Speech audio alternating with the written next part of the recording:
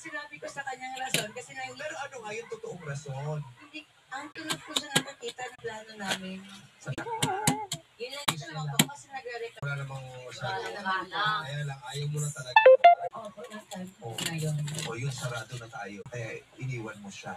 Hindi na. Oo, tama na to. Ano yung siguro? Eh, baka meron pa eh. Kasi di ba iniiwan Balikan mo pa yung dalawang ganyan. Gulo-gulo ka. nililigawan mo dati? Hindi na rin. Wala na rin. Wala na rin po. Oo, kawawan mo yung babae. Diyos ko. Eh, baka kasi mamaya. Binondol siya ng dalawa. Kunyari magkaibigan. Tapos babalikan pa. Diba? Pero nung nawala siya, did it feel better?